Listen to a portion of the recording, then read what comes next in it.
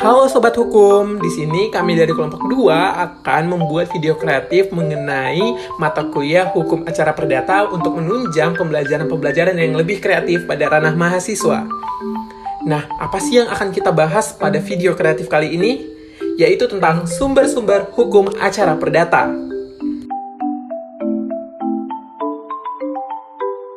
Sumber-sumber hukum acara perdata ada banyak loh. Ada berbagai sumber hukum acara perdata yang mungkin ada dan dianut di dalam negara kita saat ini, di Indonesia.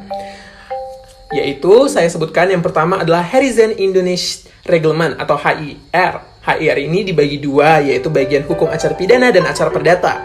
Nah, yang diperuntukkan untuk golongan bumi putra dan timur asing di Jawa dan Madura untuk perkara di muka land rate.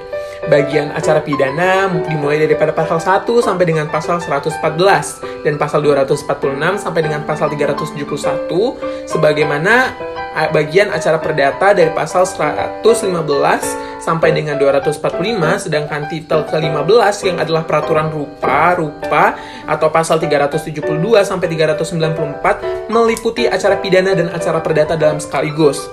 Yang kedua yang kita tahu adalah Reglement for the Beginswitten atau RBG.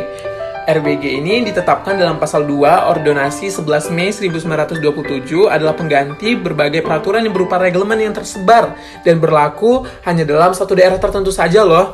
RBG ini hanya berlaku untuk orang-orang di luar Jawa dan Madura.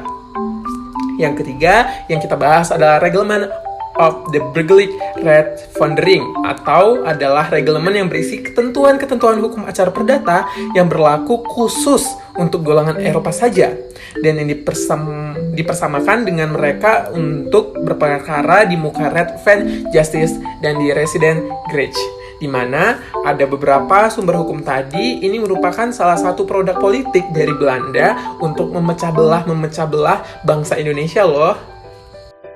Selanjutnya ada Burgerlijk Wetboek atau BW, yang dimana kita kenal biasanya Kitab Undang-Undang Hukum Perdata. Walaupun sebagai kodifikasi hukum perdata material, namun juga memuat hukum acara perdata, terutama dalam buku 4 tentang pembuktian dan daluarsa yang berisikan pasal 1865 sampai dengan pasal 1993.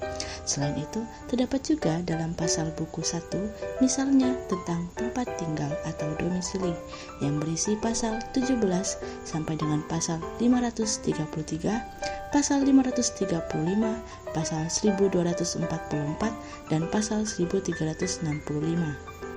Selanjutnya ke sumber hukum Wetboek van Koophandel atau WVK, dikenal juga sebagai Kitab Undang-Undang Hukum Dagang. Meski sebagai kodifikasi hukum perdata material lagi, namun di dalamnya ada beberapa pasal yang memuat ketentuan hukum acara perdata.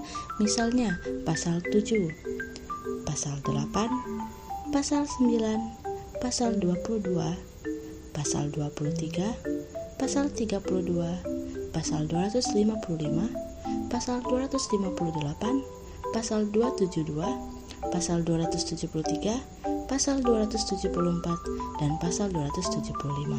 Berbagai undang-undang yang berkaitan dengan hukum acara perdata seperti Undang-Undang Nomor 20 Tahun 1947 tentang Peradilan Ulangan di Jawa dan Madura, Undang-Undang Darurat Nomor 1 Tahun 1951 tentang tindakan-tindakan sementara untuk menyelenggarakan kesatuan susunan, kekuasaan, dan acara pengadilan-pengadilan sipil.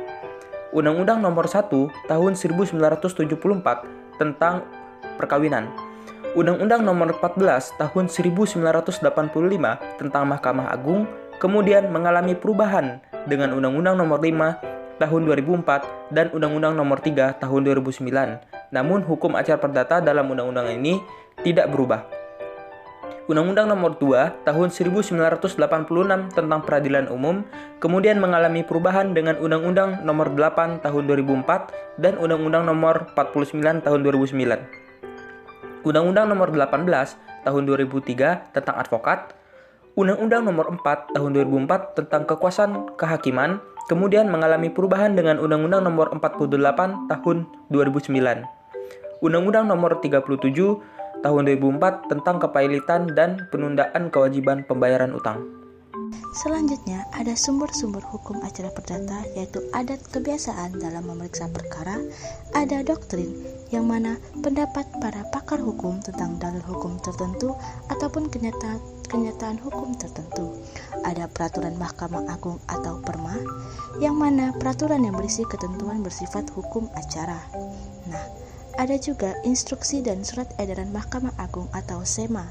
Dan yang terakhir adalah jurisprudensi, yang mana keputusan-keputusan dari hakim terdahulu untuk menghadapi suatu perkara yang tidak diatur di dalam undang-undang, memiliki kekuatan hukum yang tetap dan mengikat, juga dijadikan sebagai pedoman bagi para hakim yang lain untuk menyelesaikan suatu perkara yang sama.